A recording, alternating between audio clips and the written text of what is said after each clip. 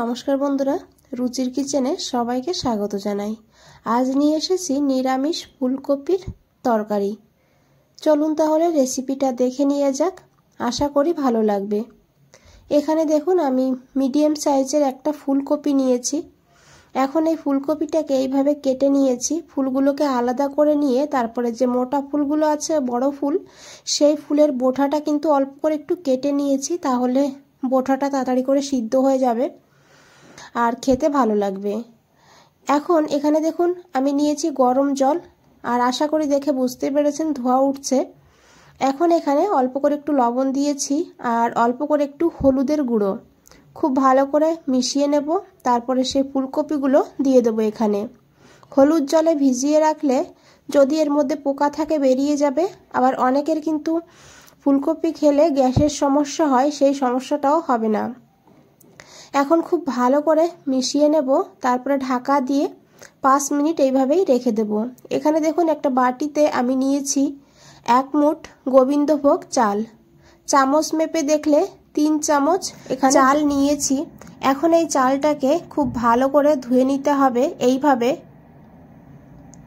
তারপরে জলটা ফেলে দিতে হবে আর এইভাবেই চালটাকে রেখে দিতে হবে সাইডে। এখানে বন্ধুরা আমি নিয়েছি 2টো আলু। আলুটাকে এইভাবে ডুমো ডুমো করে কেটে নেব। এইভাবে একটু বড় বড় করে কিন্তু আলুটাকে কেটে নিতে হবে। এখন আলুটাকেও খুব ভালো করে ধুয়ে নিতে হবে। এখানে দেখুন 5 মিনিট হয়ে গিয়েছে। এখন এই জলের থেকে ফুলকপিগুলোকে তুলে নেব আর একবার ভালো করে ঠান্ডা জলে ধুয়ে নেব। এখানে আলু ফুলকপি কেটে রেডি করে নিয়েছি। আর এদিকে দেখুন একটা মশলা বানাবো, তার জন্য একটা বাটিতে নিয়েছি 1/2 চামচ হলুদের গুঁড়ো, তার সঙ্গে 1/2 চামচ নিয়েছি এখানে কাশ্মীরি লঙ্কার গুঁড়ো। আপনারা এই কাশ্মীরি লঙ্কার গুঁড়ো দিতে না চাইলে না দিয়েও রান্না করতে পারেন, আমি শুধু কালারের জন্য দিয়েছি। 1/4 চামচ নিয়েছি ধনিয়ার গুঁড়ো, 1/4 চামচ জিরের গুঁড়ো, আর 1/2 চামচ নিয়েছি ঝাল লঙ্কার গুঁড়ো, তবে ঝাল আপনারা আপনাদের প্রয়োজন মতো নেবেন। 1/2 চামচ নিয়েছি এখানে গোলমরিচের গুঁড়ো। এখন একটু জল দিতে হবে আর জল দিয়ে খুব ভালো করে মিশিয়ে নিতে হবে।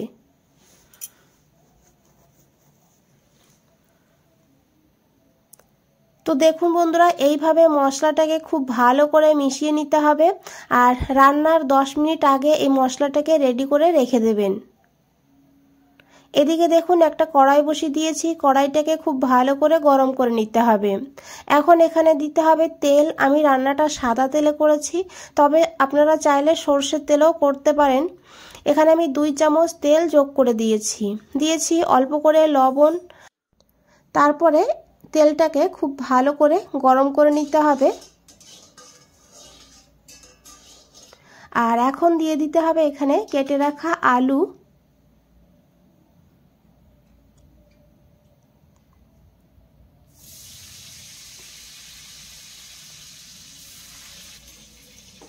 এখন গ্যাসের ফ্লেমটা মিডিয়ামে রেখে আলুটাকে ভালো করে একটু ভেজে নেব। বন্ধুরা রেসিপিটা দেখতে থাকুন, আশা করি ভালো লাগবে। আর দেখুন এখানে আলু কিন্তু ভাজা হয়ে গিয়েছে। এইভাবেই আলুটাকে ভেজে নেবেন। এখন এই আলুগুলোকে তুলে নিতে হবে।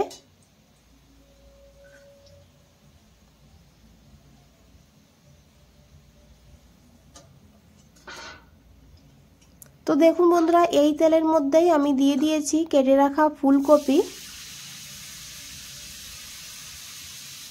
আর এখানে দিয়েছি অল্প করে লবণ, তাহলে ফুলকপি ভাজার সময় লবণ দিলে লবণটা ভিতরে ঢুকবে, ফুলকপিগুলো খেতেও ভালো লাগবে।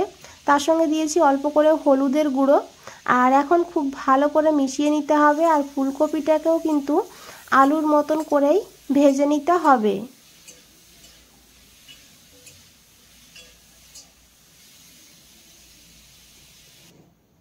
তো দেখুন বন্ধুরা, এখানে ফুলকপি ভাজা হয়ে গিয়েছে। এইভাবে ফুলকপিটাকে ভেজে নিতে হবে আর এখন এই ফুলকপিগুলোকেও তুলে নিতে হবে। এই কড়াইতে আমি আরও 2 চামচ তেল যোগ করেছি। তেলটাকে খুব ভালো করে গরম করে নিতে হবে। তারপরে এখানে দিতে হবে হাফ চামচ গোটা জিরা, তার সঙ্গে দিয়েছি এখানে গোটা গরম মশলা, এলাচ, লবঙ্গ, দারচিনি।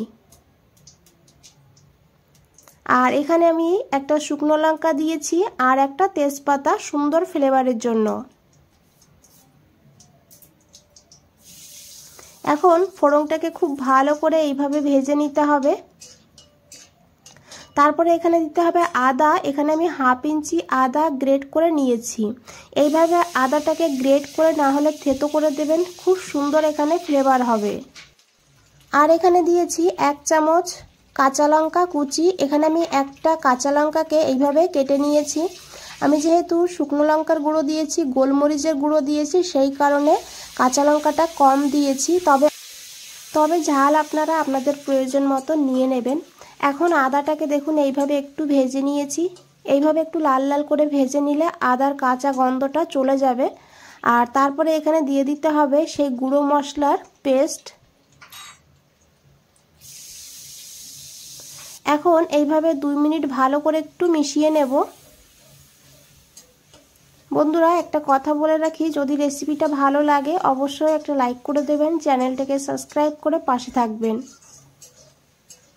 দেখুন মশলা থেকে তেল ছাড়তে শুরু করে দিয়েছে। আর এখন এখানে দিয়েছি টমেটো। এখানে আমি একটা মিডিয়াম সাইজের টমেটোটাকে গ্রেট করে নিয়েছি।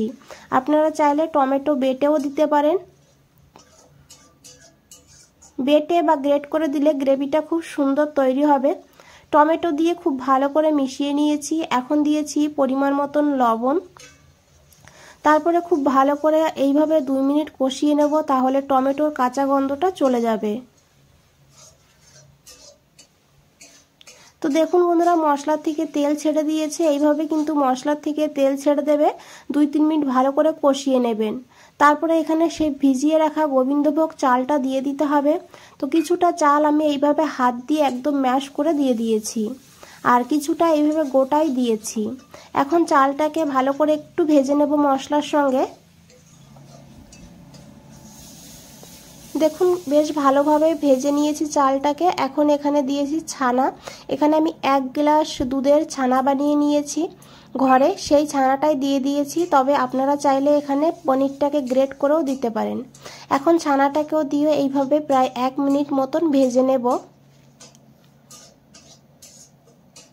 খেতে দুর্দান্ত হয়, একবার হলেও বানিয়ে দেখুন, তারপরে আমাকে কমেন্টসে জানান কেমন লেগেছে আপনাদের।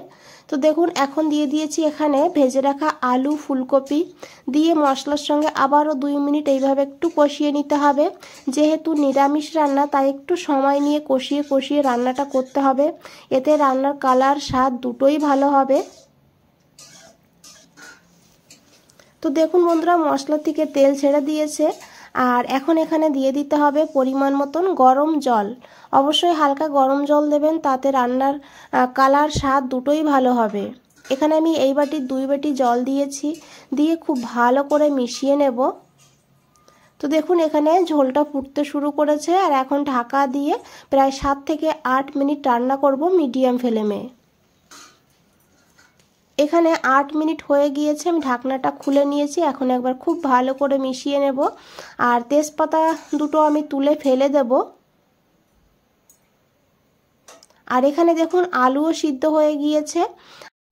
আর এখানে দিয়েছি একটু চিনি, মানে হাফ চামচ আমি এখানে চিনি দিয়েছি। টেস্টটাকে সুন্দরভাবে ব্যালেন্স করবে। তবে আপনারা যদি না দিতে চান, না দিয়েও রান্নাটা করতে পারেন। খুব ভালো করে মিশিয়ে নিয়েছি। আর এখন দিয়েছি একটু গরম মশলার গুঁড়ো আর 1 চামচ ঘি। ঘিটা অবশ্যই দেবেন, যেহেতু নিরামিষ রান্না, সুন্দর ফ্লেভার হবে। গ্যাসটা বন্ধ করে দিয়েছি। এখন খুব ভালো করে মিশিয়ে নিয়েছি। আর 2টো কাঁচা লঙ্কা দিয়েছি সুন্দর ফ্লেভারের জন্য। এখন ঢাকা দিয়ে 5 মিনিট রেখে দিয়েছি। 5 মিনিট পর ফিরে এসেছি বন্ধুরা। আশা করি দেখে বুঝতেই পেরেছেন কতটা লোভনীয় লাগছে। তো দেখুন এখানে চালটাও খুব ভালোভাবে সিদ্ধ হয়েছে, দারুণ একটা গন্ধ বেরিয়েছে এখানে। আপনারা যখন এইভাবে বানাবেন তখন বুঝতে পারবেন। তো বন্ধুরা, আজ তাহলে এই পর্যন্তই। ফিরে আসছি নতুন কোনো রেসিপি নিয়ে।